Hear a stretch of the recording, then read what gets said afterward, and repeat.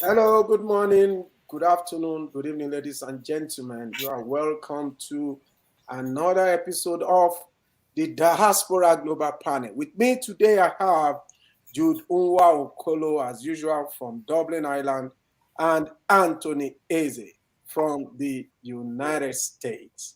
How are you guys doing today? I know everybody's looking ready. Tony, you look tired.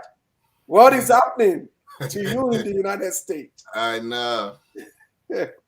Yeah. As usual, you normally have a regular season on Saturdays. Yeah. So on Sunday you move around, and when you come back, it's not as strong as it would have been on a Saturday. But also, Yes, and that's it. We need to mm, let our viewers know that yes, we normally come on Saturdays, but for reasons beyond our control, we had to just postpone it till today. Yeah, yeah. apologies for our viewers that have been waiting for us to come on air. Yes, hope the United States is doing well. Your economy is recovering. And things I heard a couple of shootings that actually happened. I think I've forgotten the state. Mm, About five kids, children were mm. shot. Tony, what is Yes. happening? Shooting in the United States is no more a misnomer. It's becoming part of everyday life here, which most citizens are not comfortable about. But it become like that. You cannot prevent that. Mhm. Um, for a long time, gun control has been an issue. But the lawmakers, who in most cases are being sponsored by gun makers and marketers, who will not want to pass a law that will make America safer. But Mhm. I know at the right time, justice will be done. It's not the kind of sight you want to experience, but at the same time, the killing is not everywhere. America is a very large landmass, so we know some cities that they are more frequent. We only pray that we need a change for the better. Yes, we pray for those people that lost their lives. We pray that God will grant them eternal rest, and God will grant the families, their families, the fortitude to bear the loss. Amen. Jude, what is happening in Dublin, Ireland? Yeah, sure. We are fine. We are cool. Anyway, everything is okay. Beginning of spring. Things are looking brighter. Days are getting longer, and we expect more things to make us, brighter here because normally, island as it is. So, but everything is warming up again. So that's just Yeah. what we have here. Okay. Thanks a lot. And for Canada, yeah, things are looking bright and similar to what you just said. Canada is recovering from the slow start to the year. We know that inflation was like skyrocketing, at the tail end of last year, and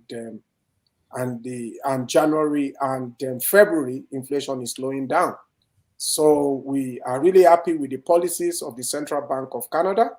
They kind of have a handle of the inflation that is happening. So we thank them for actually controlling, the skyrocketing of prices of houses and goods and services. So let's just dive in straight to the major topic for today. Today, we are going to talk about the February 25 presidential election. Even though a lot of analysts are predicting that the election is going to be postponed. But as of today, Sunday, February 19, election is still is still going to go ahead. So I'm thinking that we should just assume that the February 25 presidential election is going to go ahead, as scheduled. So we are going to make some projections here. You see, projections. Who wins? Is it Atiku, Peter Obi, or Bola Ahmed Tinubu? But before we start, let's just talk about the scarcity of the Naira. We know that, Naira is still scarce. After the February 10 deadline, we know that the deadline was extended by 10 days, and after that, after so much pressure, some of the northern governors, especially El Rufai, was telling, their citizens, to the northern people, to continue spending the Naira as usual, as normal, that do not worry when APC wins, when Tinubu wins, the Naira, whatever you have, you can exchange it at any time for the new note. I think that was reckless, in my opinion, because it's like overconfidence that APC is going to win. Okay, because what if APC does not win?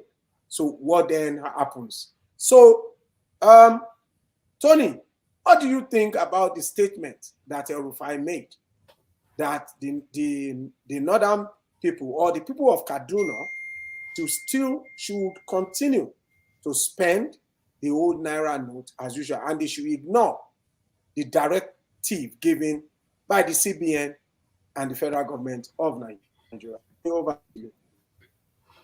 I think it simply highlighted the power structure in Nigeria, because matters of currency is really the duty of the central bank, and no other individuals or governors should be able to dictate a different direction against the central bank QM president directives. But Nigeria is a place where you have policies, and when it comes to implementation, the power structures, those who own Nigeria, decide what they want to do. Because in most other countries, a governor has no right or legal authority to dictate the national currency. But here we are, they are trying, based on the scarcity on the ground, it becomes relevant that any governor may try to save the day for his own state. Whether it's legitimate or illegitimate is a different topic. But we believe that those who brought this on Nigerian people, they have some ulterior motives that they need to explain to them. Now, most banks have been burned down, and then people, even when the things are operational, have to go to another city for their banking business.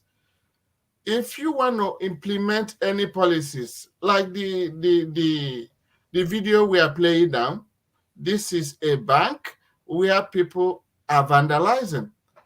Now, I don't know who will rebuild this bank. Is it the central bank or the federal government that will rebuild this bank? So policies that are not gathered on implementation is very dangerous to any nation, because at the end of the day, who pays? These people are saying on hunger strike because they have no money.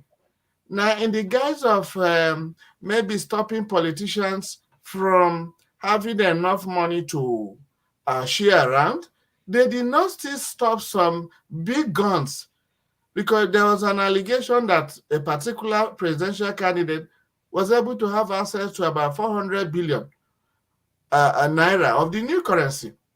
So the government, the federal government, has to take their proper position. When events like this come up, they need to really tell the people that are in charge. For now, we don't know who is in charge. Okay. Thanks a lot, Tony. Jude, What do you think about Rufai defying the CBN and the federal government, asking people of Kaduna to continue spending the old notes? Yeah, I think Rufai is taking laws into his hands because federal government actually supersedes the state government. So for him to go beyond and ask the state people to start using the old notes, I think it's against the law of Nigeria. We remember that the Supreme Court has passed judgment that the old naira should be spent. Fine, they said that, but they have no obligation over CBN. They can hold the federal government responsible for that, but not CBN, because CBN is not answerable to the Supreme Court. It's only answerable to the federal government. So if the federal government have valued the options and found out that no, we don't want to go ahead with this, the law must take its course the way you want it, then CBN had the right to continue doing what they are doing, not giving access to the old notes and giving an ultimatum. So Rufai doesn't know. I think that guy is supposed to be an educated man, a governor for that matter, that's supposed to know the law and the constitution. But you see, like Tony said, people can come out and do what they want because that's Nigeria. But it's wrong because even in the state, no one wants to accept the old note because they're not sure they can be exchanged in future. So giving instruction for people to use old notes does not mean they're going to use old note, because at the end of the day, they need to take this old note to go and exchange for the new notes in future. And if it doesn't work, who's going to lose? So none of them is obeying the law in the state. But Rufai, for making that statement, actually not following the course of law in Nigeria, not following direction of the federal government, and the federal government is supposed to hold him responsible for that. And but we have not seen anything regarding that.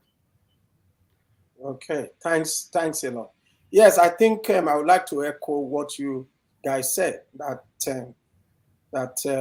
the Supreme Court actually passed the judgment and paved way for the continuation of the old notes, but the federal government can choose to ignore that because the CBN is only answerable. But okay, let me say this. I'm not sure whether, because I'm not a lawyer, I'm not sure whether the federal government of Nigeria can choose to ignore that judgment. But the CBN is only answerable to the federal government of Nigeria. So I believe that Nigerians must actually, obey the directives, good or bad, of the Central Bank of Nigeria. However, we have seen that the federal government of Nigeria succumbed to pressure. They succumbed. You see, I believe, after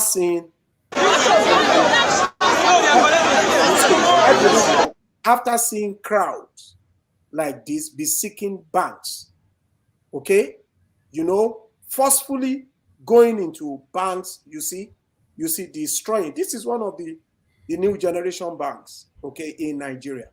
Look at this crowd. So massive. How can a bank, I can see from the logo, is First Bank of Nigeria. How can a bank cope with this monumental, volume of people, crowd of people? It is impossible. Okay, I believe that as a result of that, the CBN cow and agreed to reintroduce the 200 naira notes. And we now see that, it's now been accepted again as legal tender in Nigeria. Tony, what do you think about this, about what the CBN, because they backtracked actually. So kudos to them for actually acknowledging that Nigerians are suffering, and they are saying that, okay, the 200 naira note, okay, should be reintroduced back.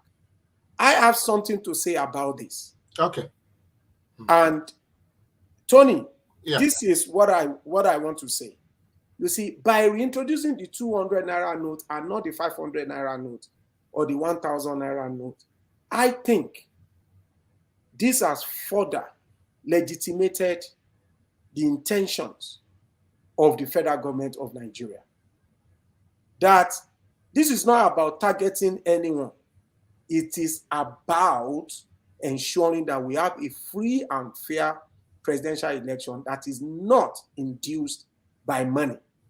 That is the reason why they allowed the lower denomination, okay, instead of the higher denominations. Because look at it. If you need to give somebody, okay, 1 million naira, that means you have to have 50 bundles of 200 naira note, isn't it? Yes. You have to have 50 bundles of 200 naira note, and that will be extremely difficult to carry. Mm-hmm. I believe that by them, you see, reintroducing the 200 naira note has further legitimated the claim of the federal government of Nigeria that, you see, we are not targeting anyone. We just want to ensure that this coming election, you see, is not induced by money. I think, you see, it's a way of legitimating themselves. So I don't know how you see it, Tony. Yes, I cannot concur with you because we kept on saying on this program that Nigerians, especially maybe lawmakers and all that, and federal government, they always bring out some excellent laws, but the implementation is always the problem. It becomes clearer that they know from the bullion van issue of the previous election that if you make these notes, if you go by the lower level of naira notes, it will become almost impossible for somebody to have 400 billion naira. Yeah. How do you carry 400 billion naira? That means you need a couple of trailers to convert such amount of money. Tony, can I just say this? You see, the AFCC, have actually come out. They said that was a lie, that they never arrested any presidential aspirant. You know, okay. We always say it's an allegation. Yeah. There was an allegation of such, and Nigerian issue is that most allegations are true, but when the powers that be are involved, there's always a way to cover it up. But the bottom line is this: there is some element of truth in what the federal government are doing to discourage rigging with a lot of money in their pockets. Because when you don't have money to throw about, people who don't get the money will not want to vote for you. Yeah. And then let me backtrack a little bit with the CBN towing the line. In every country of the world, the Supreme Court of any nation has the overriding power. The CBN or the federal government cannot disobey the law, the judgment of the Supreme Court. Okay. So we can align it that the CBN implementing or kind of giving more opportunity, they are not just succumbing, they are obeying the judgment of the Supreme Court. Of the Supreme Court. Right, okay. Because nobody is above the law when it comes to the Supreme Court judgment. They are the apex court of the land. Be you the president or the federal government, you cannot disobey their judgment. So what we are now experiencing is that there are still the good side of the federal government. Nigeria should not write off Buhari administration. They still have little things to offer. And if the masses can pick up those good side of them, we're going to succeed. But if we don't want to obey their laws or their directives, because the truth is that even if no matter the most angelic person you're going to vote as your president, one man cannot change the system. Both from federal government, state, and the local government, most of these politicians at that level are the ones equally creating the problem we have. But because the apex man, the president, has to be strong, we tend to lay most of the blames at his doorstep. Whereas it's like an organized crime that people don't want so many of the pleasant laws to go the right way, because that's the way they make their money. So we believe that Nigerians should be given more and more opportunity to use their old currency, as well as making sure the money bags do not use it as an opportunity to rig our election. Thank you so much, Tony. We want our viewers to know that today we're going to project. We're going to do, candidate by candidate analysis and offer a projection as to who we think is going to carry the day come February 25, 2023. Jude, I'm coming back to you. We know that Emefiele, according to what Tony said, I think you should take it away. The federal government, through the CBN, actually backed down. And they said, okay, we can continue to use the old currency, but they limited it to the 200 naira note. And I think it's because of incidents like this, you see, that I'm going to show on our screen. They don't want to. They never won. I never won. They won. Just how am I going to go home? You can see, Just come down. people receiving the banks, crowd attacking and destroying. I'm gonna make a pass. I think this is one of the reasons why this is. Jesus! What is happening? Oh God! Jesus! They don't attack us. Jesus! Look at our office now. So, Jude, do you think incidents like this actually, brought home the point to the actors in power that, listen, we need to do something to alleviate the sufferings of our people? And do you support the reintroduction? Because I know that 3 weeks ago, when we talked about the introduction of new Naira notes, you were a proponent of this line of thought that it must not exceed February 10. But now the federal government has actually called and say, oh, you know what?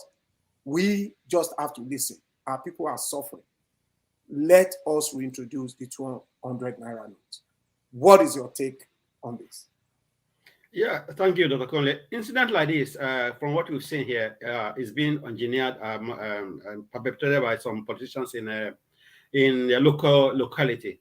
For instance, we had a rumor that the Governor Besieged is actually looking forward to arrest former Governor Oshomole because of such things, that he is inspiring, he is actually pushing people to come out for riots, to cause such breakage and stuff like that, because of this Naira issue.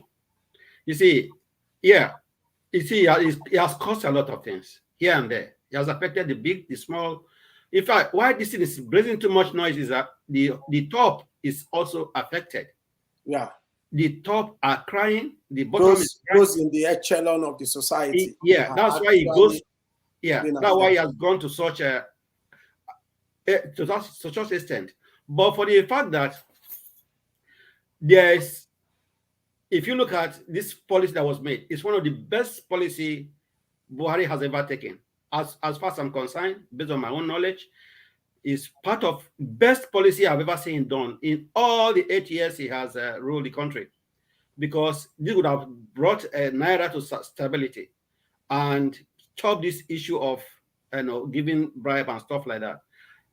If they succeed at the end of the day, Nigeria is going to be like a paperless country, whereby they start using cars in the market, they start using POS, and with all this issue of money going here and there will be eliminated. All this issue of giving bribe for terrorism will be exempted. So you see, this guy has a very good policy. People must suffer for such policy to happen because we are not we are not yet advanced country. Nigeria is still in that underdeveloped. But for them to come to get this working, it might give some pain. But why is getting some pain so much that this time of election, if not for this time of election, I'm telling you, the rich will not cry. They need money for something, and they are not getting the money. If this was done 10 years, maybe 10 months ago, the rich will be silent, and only the poor will suffer it. So you can see that they have a very good intention, and secondly, people continue to blame this guy, Emefiele. Emefiele has nothing to answer. He has no case against the Supreme Court.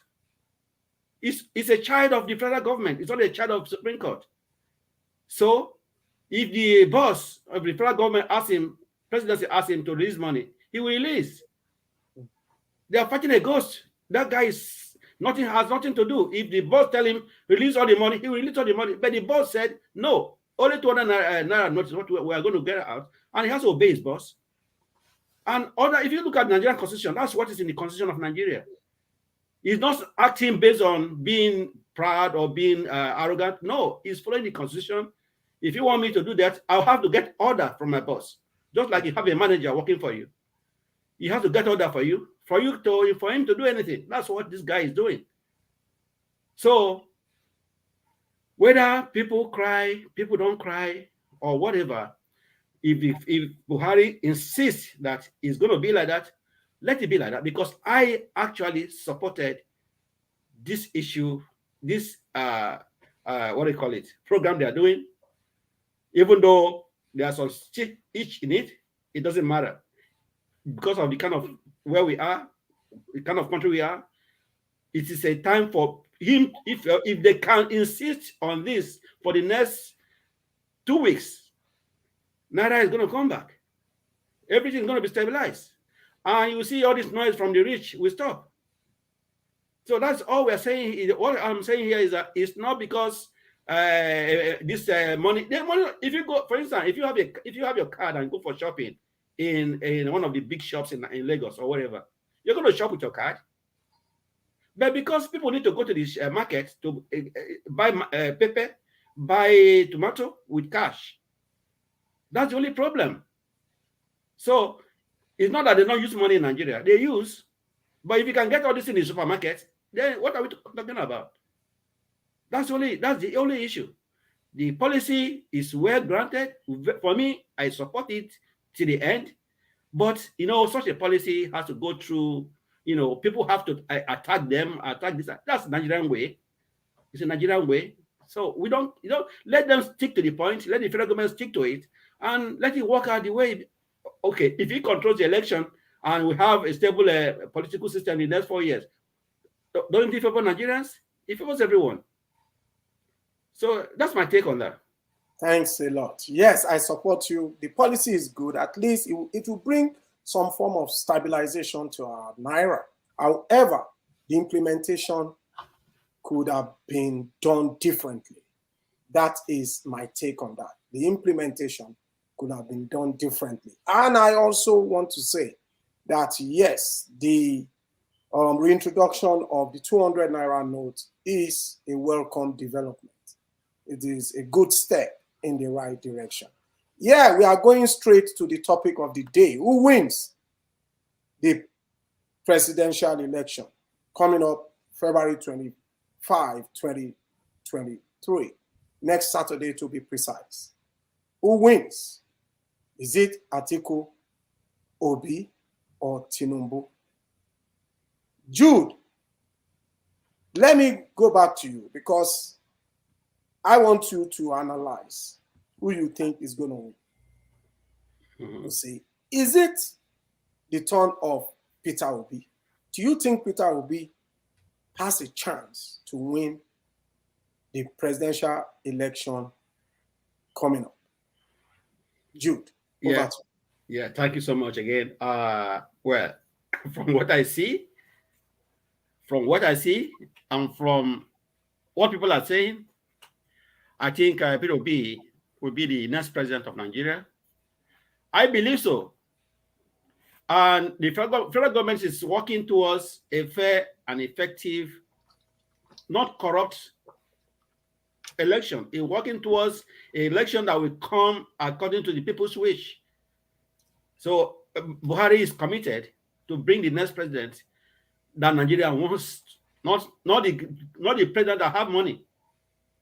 And from what we see in P2B, how he has pulled every part of Nigeria, every area. You were there when you visited. You saw how he went in Abuja, Bidin Market in Abuja.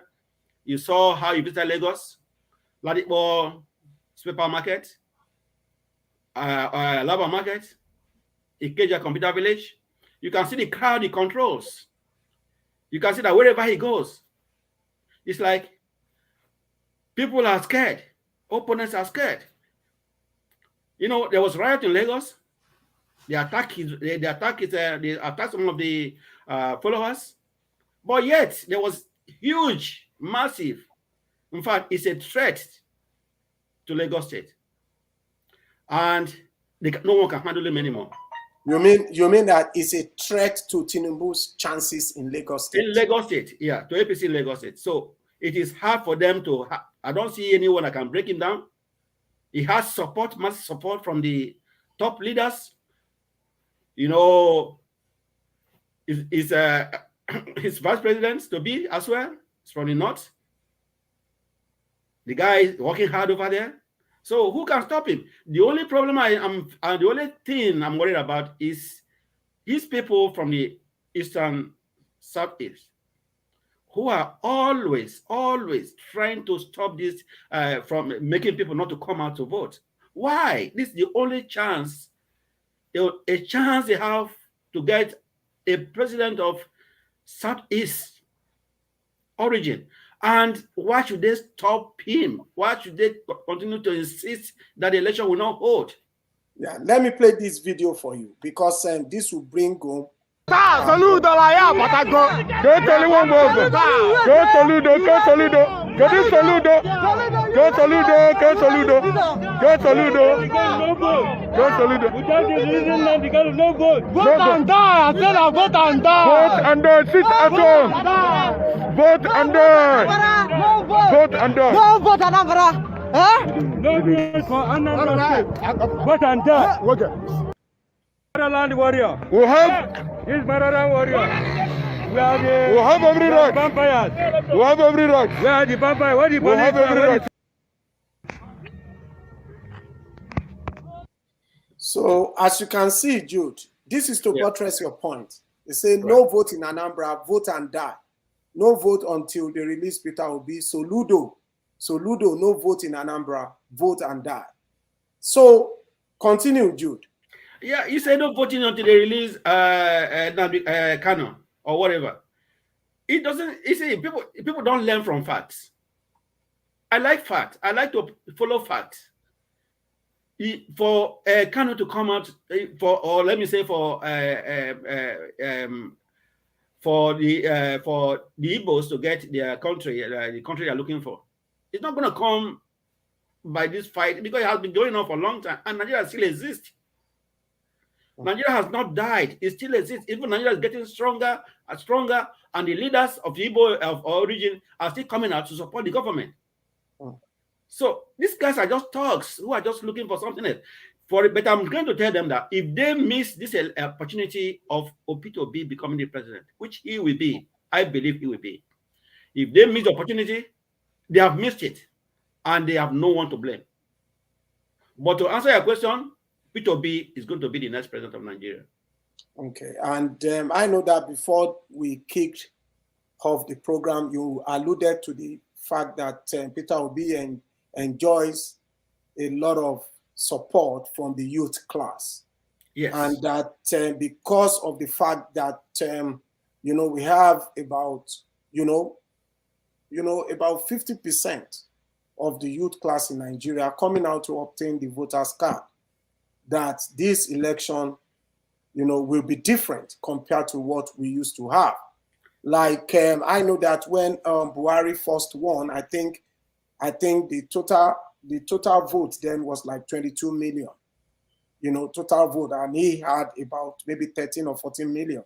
And the second term as well, the same thing, about 15 million or 16 million, that this time around, the total vote will surpass, will like double what we used to have in the past. Thank you, Jude, for making the case for Peter Obi.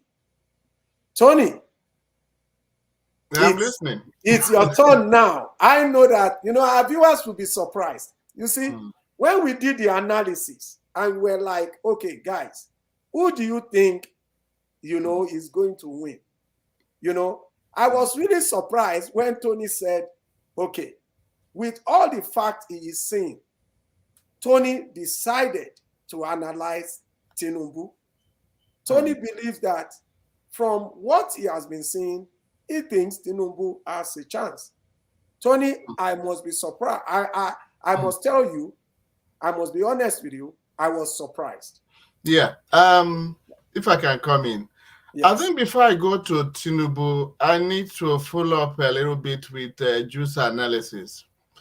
Whoever knows Southeast very well, when you see some miscreants alleging or probably challenging the election in the Southeast, the person should go back to history. During the election of Anambra State Governor, the same thing replicated itself. They challenged the same way there won't be election. And at the end of the day, there was election.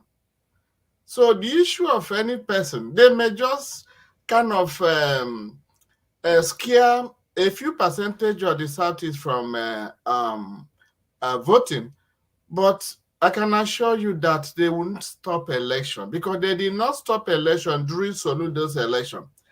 And I think the pertinent question before we even make projection is, with all the trouble we are getting throughout Nigeria, is the election going to hold in the first instance? Because a week to the period, some people have not declared their intention. The insecurity that is everywhere, I think we should equally concern ourselves. Will the election be postponed? Okay? And then, if anything happens in the Southeast that the election did not hold, I think rather than blaming these miscreants, we should lay the blame to the doorstep of the federal government. No state in Nigeria has a state police. No state has their state army.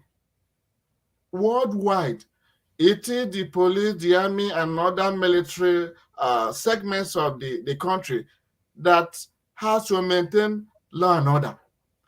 So I wouldn't want any person to kind of believe that if election doesn't hold because of this miscreant, that Igbos should be blamed. We should blame the federal government who owns or who controls the army and the police, because it's their job to maintain security. So by and large, if what Jude is projecting, Obi can only win when rigging is controlled to a minimal level. Obi can only win when election is not stopped in certain areas of Nigeria. But in absence of that, I don't see that happening. But many Nigerians see Obi as Barack Obama of Nigeria. In fact, a lot of people, including foreigners, say that under normal circumstances, there shouldn't even be election, that Obi should be given the chance to reorganize Nigeria. But this is who we are. Every person should be given equal opportunity to see who will win. And because of lack of authentic data in Nigeria, projection in any election is very, very difficult because you don't know the facts you are dealing with. There are the things they present to Nigerians that are entirely different from what they have on the ground. You hear of so many people talking that Obi had no structure. The structure they mean is not the structure of organization, it's the structure of rigging, because most of our elections are rigged. And if you don't have a good plan on how to rig an election in Nigeria, you are nowhere. Because what you see, they present on 25th after the election, some election are already concluded. The only savior we are looking at is the PVC and electronic transfer. Yeah, result transfer. In absence of this thing, most of this election has already been concluded, waiting to be delivered. And this is on the premises where, based on history of election in Nigeria, I cannot believe that Tinubu, with APC in power, have more structures. That if we go by what is going on in our previous election, Obi may not have a chance. Because in previous elections, they know who's going to be their president already.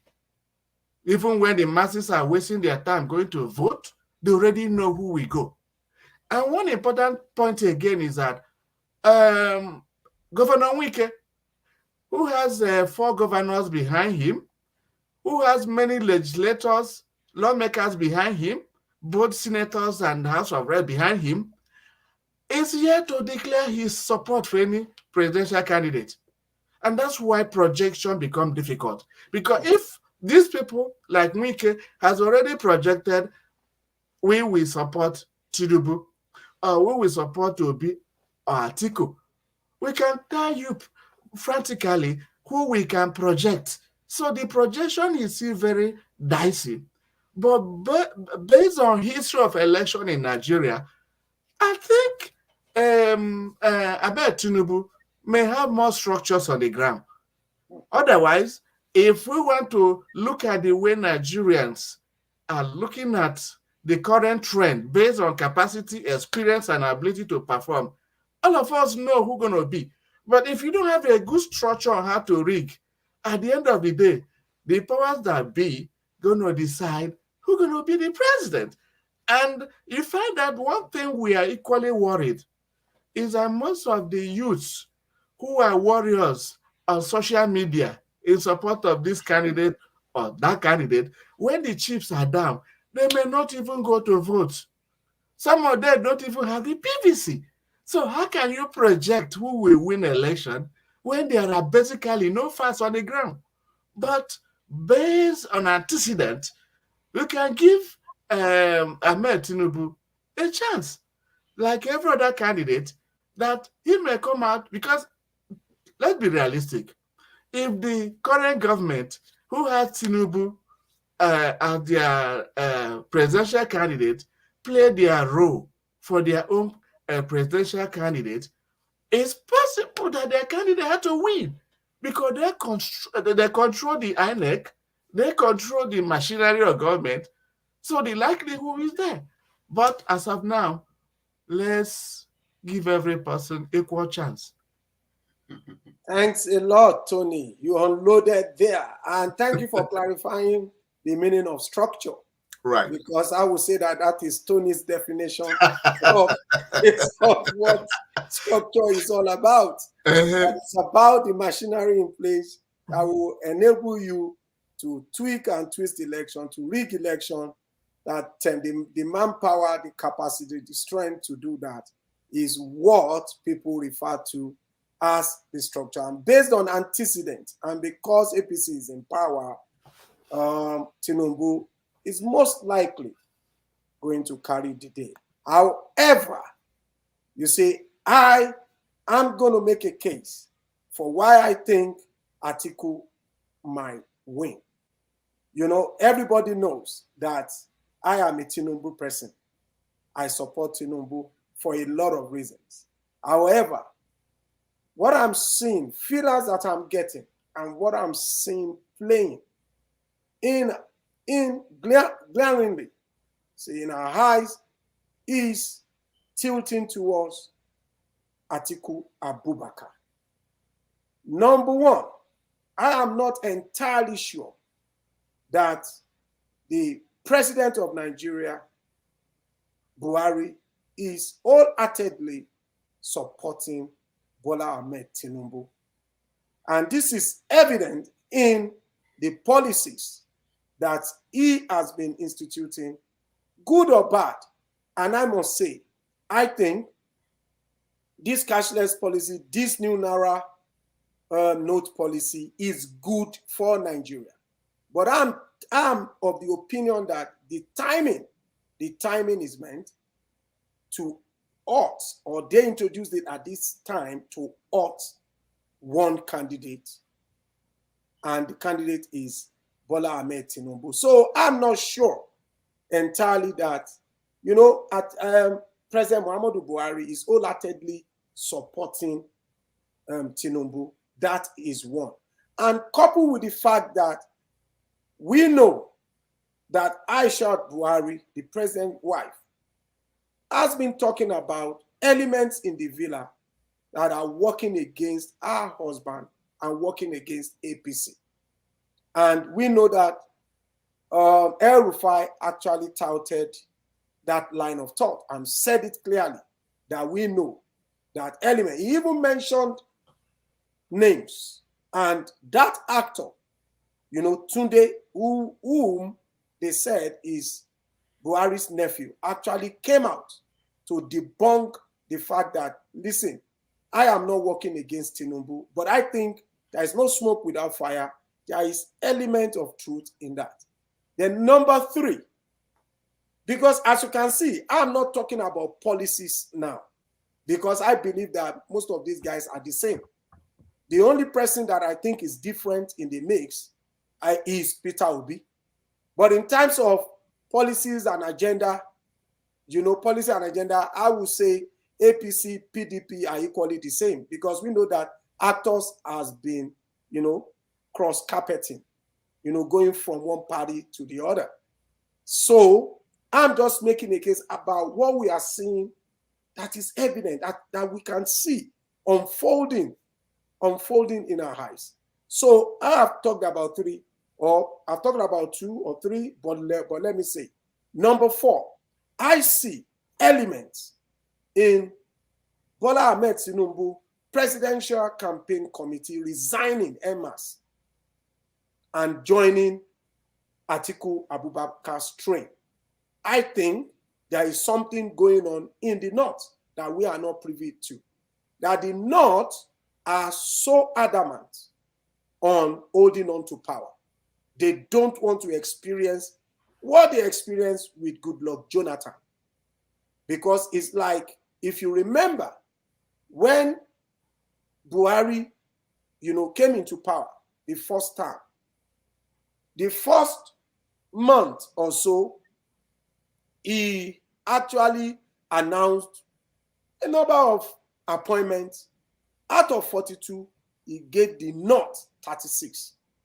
It was like, oh, we had played the outsiders for so long. This is our turn now.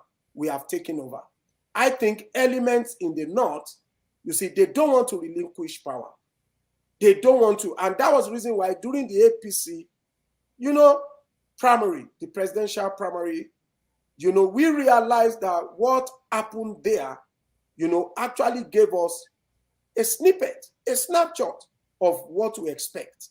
Because elements in the APC were trying to perpetuate Ahmad Lawan. They were even, touting the name of the president, as explained in depth by El Rufai, that they said, oh, this is the person the president is supporting. President said. And he said himself and a couple of people were like going to the president, listen, is it true that this is the guy you want to support? And president will say, no, everybody has equal chance. Tony, as you have said, and Jude, I think President Muhammadu Buhari is somehow trying to ensure a level playing field. But then elements in the APC are fighting tooth and nail to ensure that they not hold on to power. And if it's going to involve them supporting Atiku Abubakar, and I'm sure they will cross carpet again after the election. If it's going to mean that, so be it. So that is my take. And number 5 reason. If you remember, 3 or 4 months ago, on this program, we unveiled posters of APC candidates in Adamawa and some part of the north. You see, displaying posters. Vote for APC, vote for me, APC candidate for the House of Assembly. Vote for me, APC candidate of the rep of the Senate. But you will now see vote Atiku Abubakar as the president. We unveiled it on this program, and it's happening in a lot of places in the north. So I'm thinking that Atiku Abubakar has locked up the north. Now, let's move to the east, to the eastern part of the country, Okowa. Okowa has some following, and we know that traditionally, the eastern part of Nigeria has always voted PDP. I don't think they're going to wake up one day and say, oh, we are not voting PDP again. Some part, a large part of the East will still vote Atiku. They will still vote PDP. Now, let's now go to the west, southwest of Nigeria. This is what I am thinking, because I'm from Ogun State, and I could see, you see, PDP has following in Ogun State, and I know in other parts of the southwest. I think they're going to see a lot of votes. They are going to see a lot of votes. And lastly, which is my number 7 point, images like this.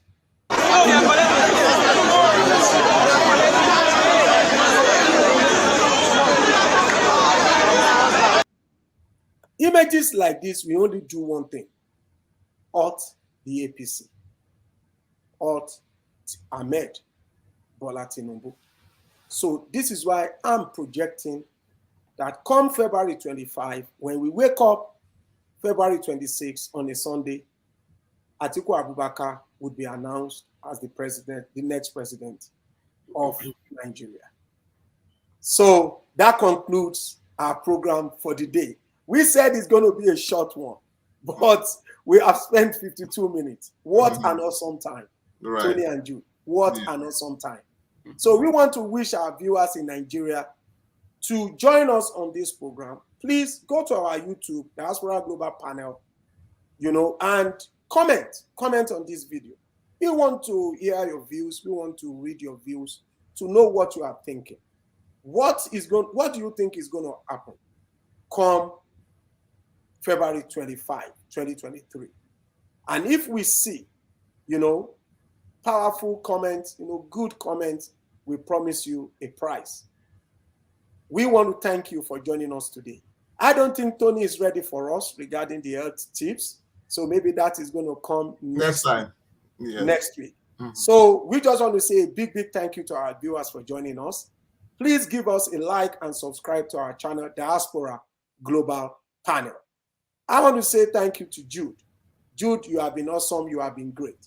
I know that it's almost 12 midnight in Dublin. Thank you for joining and for staying awake to be part of this show today.